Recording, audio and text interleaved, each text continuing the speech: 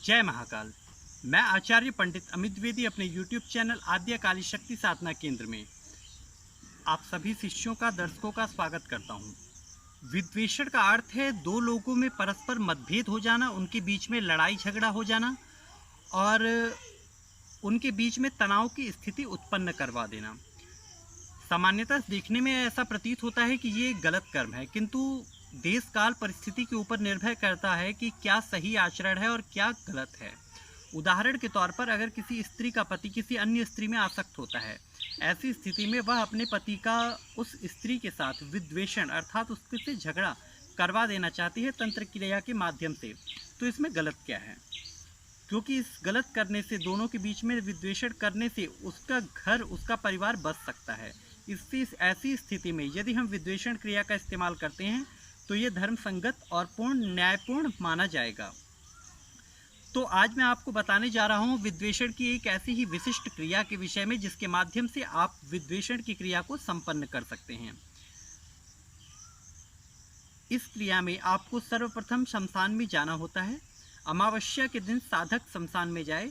शमशान में जाकर के वहाँ पे भगवान शिव, शमशान काली, भैरव का प्राथमिक पूजन करें। उन्हें प्रारंभ में पूजन दें, उन्हें भोग इत्यादि अर्पित करें।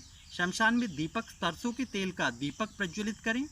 तदुपरांत साधक कपाल क्रिया में जब किसी की मृत्यु हो जाती है तो उस समय में एक मटकी को लेकर के चिता की परिक्रमा लगाई जाती है। उसके बाद उस मटकी को पटक दिया जाता है।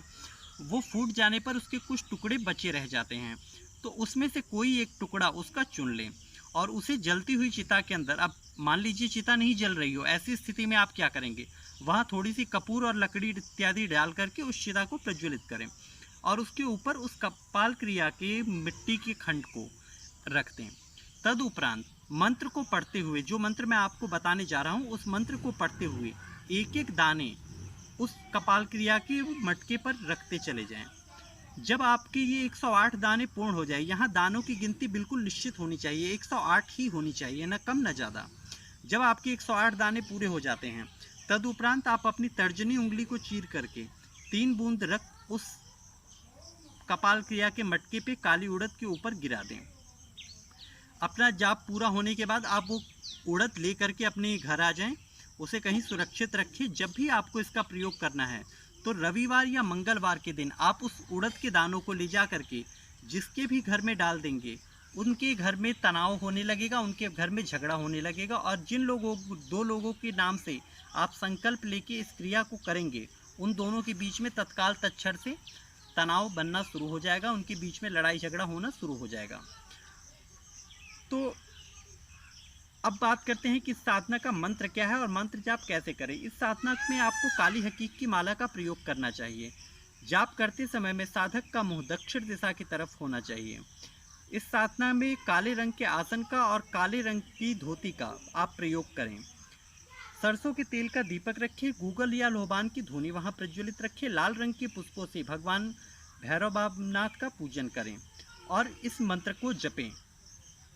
आम क्रीम क्रीम क्रीम, क्राम क्राम क्राम, स्प्रे स्प्रे, धाम धाम ठह ठह। आम क्रीम क्रीम क्रीम, क्राम क्राम क्राम, स्प्रे स्प्रे, धाम धाम ठह ठह। इस मंत्र का आपको 108 बार जाप करके एक एक दानों को उस कपाल क्रिया के ऊपर डालते जाना है और इन्हीं उड़द के दानों को आप अभिमंत्रित करके रखेंगे। लगभग इनकी शक्ति सवा माह अर्थात 40 दिन के आसपास इनकी ऊर्जा बरकरार रहती है। तो जब भी आपको प्रयोग करना हो उसके 1 महीने पूर्व आप इस क्रिया को करके सिद्ध कर लें और 40 दिन के अंदर ही आप इसे इस्तेमाल कर लें, क्योंकि उसके बाद जैसे जैसे समय बढ़ता जाएगा वैसे वैसे उसकी शक्ति उड़द की कम होती चली जाएगी। इस बात को विशेष रूप से ध्यान में रख करके अगर आप इस क्रिया को करेंगे तो आपकी कामना अवश्य पूरी होगी, ऐसा मेरा विश्वास है। जय महाकाल।